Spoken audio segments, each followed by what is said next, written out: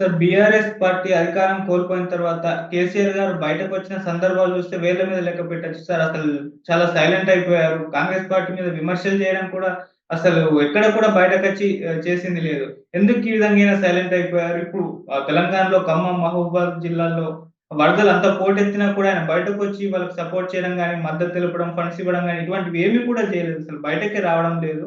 మరెందుకు దీనికి గల కారణం? ఆయన కూడా చాలా కన్నీళ్లు పెట్టేసుకుంటున్నారు.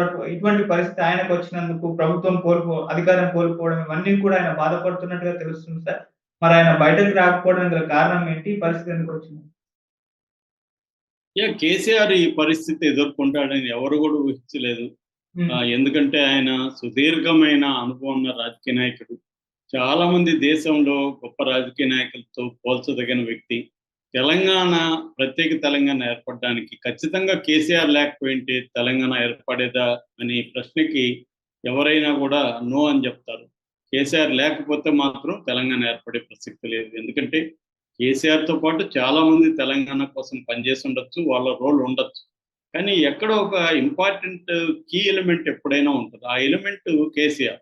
కేసీఆర్ ఎక్కడ వ్యూహాలు కావచ్చు, ఆయన లాబియింగ్ కావచ్చు, అవన్నీ పనిచేశాయి. అనేక సార్లు రిజైన్ చేయడం కావచ్చు, తెలంగాణ సెంటిమెంట్‌ని రగిలించడంలో నిరంతరం ఆరిపోకుండా చూసుకోవడంలో ఆయన వ్యూహాలు కావచ్చు, ఇవన్నీ ఖచ్చితంగా పనిచేశాయి. సో, అలాంటి వ్యక్తి తర్వాత కూడా తెలంగాణని 10 ఏళ్ల పాటు ఆయన పరిపాలించగలిగారు. ఖచ్చితంగా తెలంగాణ అభివృద్ధిలో కేసీఆర్ పాత్ర ఉంది. ఫర్ ఎగ్జాంపుల్ పవర్ కావచ్చు, ఒకప్పుడు ఉత్పత్తి అనేది తెలంగాణలో ఉండేది కాదు. ఆంధ్రప్రదేశ్‌లో ఉత్పత్తి, ఇక్కడ డిస్ట్రిబ్యూషన్ అనేది జరిగేది. అట్లాంటిది ఆయన అంధకారం అయిపోతుందేమో అని కిరణ్ లాంటోళ్ళు, కిరణ్ కుమార్ ఇట్లాంటోళ్ళు చెప్పినా కూడా దాని నుంచి త్వరలోనే ఆయన బయటికి మిగులు విద్యుత్ ఉన్న రాష్ట్రంగా మార్చేయగలిగాడు. అట్లాగే వాటర్ తెలంగాణలో ఏందంటే ఎక్కువగా భూములు నదికి ముఖ్యంగా గోదావరికి పైన ఉంటాయి. గో కాబట్టి గోదావరి నుంచి నీళ్లు తేవడం కష్టం అనేది అందరూ చెప్పారు. అట్లాంటిది ఆయన పంట మిగులు ఉత్పత్తి సాధించగలిగే లక్షలాది ఎకరాలు చేయగలిగారు.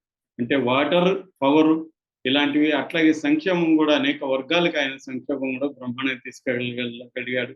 అట్లాగే హైదరాబాద్ నగరాన్ని అభివృద్ధి చేయడం కావచ్చు, పరిశ్రమలను తీసుకురావడం కావచ్చు, ఇవన్నీ కూడా కేసీఆర్ ఖచ్చితంగా ఆయన అనేక పాజిటివ్ అంశాలు కేసీఆర్‌లో ఉన్నాయి. అయినా కూడా ఎందుకు ఓడిపోయాడంటే 10 ఏళ్ళు అనేది సామాన్యమైనది కాదు. 10 ఏళ్ళు ఎంత పరిపాలించినా అన్ని వర్గాల్ని సాటిస్ఫై చేయలేవు. రెండోది ఆయన పని విధానంలో ఒక అహంకారపూరిత ధోరణి రావడం.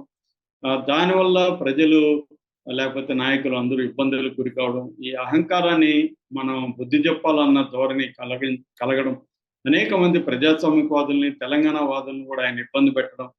తను ఒక రాజులాగా నాకు నచ్చితే నిన్ను అందలో ఎక్కిస్తాను, నాకు నచ్చకపోతే నిన్ను బొందలో తొక్కేస్తాను అన్నట్టుగా ఆయన బిహేవ్ చేయడం. ఇలాంటి అనేక కారణాలతో కేసీఆర్ ఓడిపోయారు. కానీ రాజకీయ నాయకులకు ఓటమి, విజయం అనేది కొత్త కాదు. కేసీఆర్‌కి కూడా కొత్త కాదు. కానీ నిజానికి కేసీఆర్ రోల్ బలంగా ఉంది ఇప్పటికి కూడా. ఎందుకంటే కేసీఆర్ లాంటి సీనియర్ నాయకుడు, అనుభవజ్ఞుడు, తెలంగాణ అణువణువు ఆయనకు తెలుసు. అలాంటి వ్యక్తి సైలెంట్ అయిపోయాడు. యాక్చువల్‌గా బిగినింగ్‌లో ఆయనకి యాక్సిడెంట్ జరగడం, కాలు దెబ్బ తగలడం, దాని తర్వాత ఆయన కొద్ది రోజులు రెస్ట్ తీసుకున్నాడు. మళ్ళీ రైతులకు సంబంధించి ఆయన ఉద్యమాల్లో పాల్గొంటున్నట్టుగా కనిపించాడు. సో, ఆ తర్వాత ఆయన సైలెంట్ అయిపోయాడు. ప్రధానంగా ఏందంటే ఆయన అసెంబ్లీకి రాకపోవడం పెద్ద తప్పు. అసెంబ్లీలోకి వచ్చి ఎదుర్కొనుంటే కేసీఆర్‌కి చాలా పెద్ద మైలేజ్ వచ్చిండేది. ఎందుకంటే రేవంత్ రెడ్డి ప్రభుత్వం చాలా విషయాల్లో ఫెయిల్ అయింది. ముఖ్యంగా 6 గ్యారంటీల విషయంలో ఫెయిల్ అయింది. తర్వాత రకరకాల పిచ్చి స్కామ్‌లు తీసుకురావడం.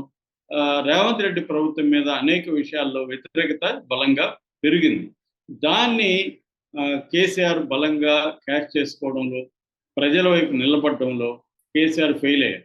సరే, మధ్యలో ఆయన కొన్ని చేసిన తప్పుల వల్ల కవిత జైలుకి పోవాల్సి రావడం, ఆమెను విడిపించుకోవడంలో ఆయన నిస్సహాయ పరిస్థితి బయటికి రావడం, ఇవన్నీ కూడా చూసాం. ఒక్కోసారి ఏందంటే నేను చాలా సార్లు చెప్తుంటా, ఏ వ్యక్తికైనా 2 రకాల పరిణామాలు ప్రధానం. ఒకటి ఇంటర్నల్, రెండోది ఎక్స్టర్నల్. ఇంటర్నల్‌గా నీ శక్తి సామర్థ్యాలు, నువ్వు ఎక్స్టర్నల్ సిట్యుయేషన్‌తో ఎలా డీల్ చేస్తున్నావు, ముందస్తుగా ఎలా ఊహించి చేస్తున్నావు, ఇవన్నీ ఇంపార్టెంట్. రెండవది ఎక్స్టర్నల్ ఒక్కోసారి నీ కంట్రోల్‌లో లేని విషయాలు నీ జీవితాన్ని డిసైడ్ చేస్తుంటాయి. అలాగా మోడీ పరిస్థితులు మారడం, కేసీఆర్‌కి, మోడీకి గొడవలు రావడం. ఎప్పుడైతే కేసీఆర్ వీక్ అయ్యాడో మోడీ కేసీఆర్‌ని తొక్కేసి ఆ ప్లేస్‌లోకి బీజేపీ రావాలని డిసైడ్ అవ్వడం. దీనివల్ల కూడా కేసీఆర్ ఏమీ చేయలేకపోయాడు. ఆయనకి ఆఫర్ చేయడానికి కూడా మోడీకి ఏమి లేవు. మోడీతో ఆహ్, సంధి కుదుర్చుకోవడం అన్నా కూడా ఏమీ దొరకలేదు. చివరికి ఆయన పార్టీ విలీనం చేసేయబోతున్నాడని వార్తలొచ్చాయి. రవిప్రకాష్ ఓపెన్‌గానే బద్దలు కొట్టాడు. మా మన రేవంత్ రెడ్డి అనేక సార్లు చెప్తున్నాడు. దానికి తగినట్టుగానే ఆమెకు బెయిలొచ్చింది. సో, ఆ బెయిలు ఎందుకొచ్చిందంటే ఇటు ఆహ్, ఈడీ కంప్లీట్‌గా చార్జ్ షీటు వేయకపోయినా కూడా ఆహ్, ము ముగింపుకొచ్చేసింది విచారణ అని ఈడీ చెప్పడం. సీబీఐ ఫైనల్ చార్జ్ షీట్ వేసేయడం. ఇవి జరిగాయి కాబట్టి సుప్రీంకోర్టు కూడా బెయిల్ ఇవ్వగలిగింది. లేకపోతే ఈడీ గాని, సీబీఐ గాని ఇంకా ఈ కేసు విచారణ కంటిన్యూ అవుతుందని గట్టిగా గాని ఇచ్చేసుంటే సుప్రీంకోర్టు కూడా బెయిల్ ఇవ్వలేకపోయిండొచ్చు. ఏదేమైనా అటువంటి ఒక పరిణామం రావడానికి ఎంతో కొంత మోడీతో ఒక ఒప్పందం జరిగిందని చెప్తున్నారు. అందుకని కేసీఆర్ బయటికి రావట్లేదు. ఎందుకంటే ఎలాగో మెర్జ్ చేసేస్తున్నాము. మెర్జ్ చేస్తున్నప్పుడు మనం ఇంకెందుకు బయటికెళ్ళి మాట్లాడటం, సైలెంట్‌గా ఉంటాం. ఇప్పుడు మనం పెద్ద రచ్చ చేసి మళ్ళీ మెర్జ్ చేసామనుకో ఇంకా పరువు పోతుంది అనేసి ఉన్నాడు అనే అంటున్నారు. ఈ పరిస్థితికి ఆయన కూడా చాలా బాధపడుతున్నాడని, ఫామ్ హౌస్‌లో కన్నీళ్లు పెట్టుకున్నాడని వార్తలు బయటకొస్తున్నాయి. అయినా కూడా ఇదైతే ఎవరికీ జీర్ణం కాని పరిస్థితి. ఎందుకంటే ఇది రేర్ కండిషన్. తెలంగాణలో వరదలు ఇటు ఖమ్మం కావచ్చు, మహబూబాబాద్, వరంగల్ ఇటువంటి సూర్యాపేట ఏరియాలంతా వరదలు వచ్చి పెద్ద ఎత్తున నష్టం జరిగి మనుషులు చనిపోయి లక్షలాది మంది నిరాశ్రితులుగా మారిపోతున్న తరుణంలో కేసీఆర్ బయటకొచ్చి మాట్లాడడం, ప్రెస్ మీట్ పెట్టడం, దీనికి రైతులకు భరోసా ఇవ్వడం, తన కేడర్‌నంతా పాల్గొనేటికి చేయడం, తను కొంత ఫండ్ ఇవ్వడం ముఖ్యమంత్రి నిధికి.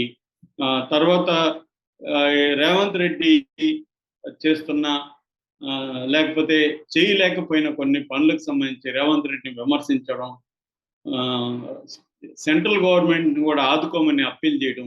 ఇవన్నీ గాని చేసుంటే కేసీఆర్ అధికారంలో ఉన్నా లేకపోయినా తెలంగాణ సమాజం వైపు ఉంటాడు, ప్రజల వైపు ఉంటాడు అన్న ఇది ఏర్పడేది. కానీ ఇంత గోల్డెన్ ఆపర్చునిటీని కూడా కేసీఆర్ ఉపయోగించుకోకుండా సైలెంట్‌గా ఉండిపోయాడంటే ప్రధాన కారణం బీఆర్ఎస్ బీజేపీలోకి విలీనం అయిపోతుందనేది అనిపిస్తుంది.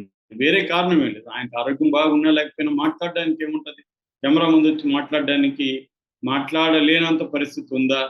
అంటే అది డౌట్‌ఫుల్. అందుకని ఇంత పెద్ద ప్రమాదం జరిగితే తెలంగాణలో కేటీఆర్ ఏమో అమెరికాలో ఉన్నాడు, కేసీఆర్ ఏమో ఫామ్ హౌస్‌లో ఉన్నాడు, కవిత ఎక్కడుందో ఎవరికీ తెలీదు. ఇటువంటి ఒక సిట్యుయేషన్ ఓన్లీ హరీష్ రావు మాత్రమే ఒంటరిగా పోరాటం చేస్తున్నాడు. అది సరిపోవట్లేదు హరీష్ రావు.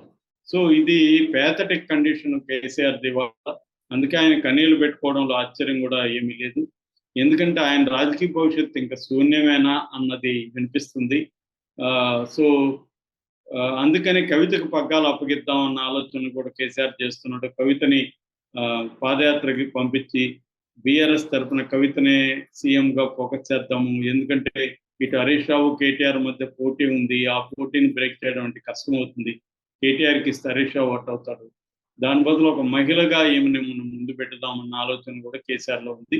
ఏదేమైనా కేసీఆర్ రాజకీయ జీవితం అంతానికొచ్చిందా? దాన్నేమంటారు? ఇది బిగినింగ్ ఆఫ్ ద ఎండ్ అంటారు. అంటే అంతానికి ఆరంభం. అంతం అనేది ఆరంభమైంది అని చెప్తున్నారు. ఎందుకంటే ఇటువంటి సిట్యుయేషన్‌లో కూడా కేసీఆర్ బయటకి రాలేదంటే ఇంకెప్పుడు బయటకొస్తాడు? ఇది వెరీ వెరీ క్రూషియల్ టైమ్. ఇలాంటి సిట్యుయేషన్‌లో కూడా అందరూ వచ్చారు. ప్రతి ఒక్కరు సినిమా వాళ్ళు కూడా తెలంగాణకి, ఆంధ్రాకి 2 వైపులా ఫండ్ ఇస్తున్నారు నిధులకి. ఒక పక్క రేవంత్ రెడ్డి సరిగ్గా పనిచేయలేదని ఈరోజు కేంద్ర ప్రభుత్వం కూడా రెస్పాండ్ అయింది. మేము హెలికాప్టర్లు ఇచ్చాము, అదేం చేశావు? కనీసం మాకు రిపోర్ట్ ఇవ్వట్లేదు నువ్వు. ఏం జరుగుతుందని సీఎస్‌కి హోంశాఖ నుంచి లెటర్ వచ్చిందని చెప్తున్నారు. ఇటువంటి కండిషన్‌లో కేసీఆర్‌కి ఇది బలమైన టైం. కేసీఆర్, కవిత, కేటీఆర్, హరీష్ అందరూ గాని ఇన్వాల్వ్ అయ్యిండి గాని దీంట్లో దిగి ఉంటే ఖచ్చితంగా బీఆర్ఎస్‌కి మంచి పేరు వచ్చిండేది. ఇటువంటి క్రైసిస్ సిట్యుయేషన్‌లో కేసీఆర్ ప్రజల వైపు నిలబడి పోరాడాల్సిన అవసరం ఉంటే ఆయన సైలెంట్‌గా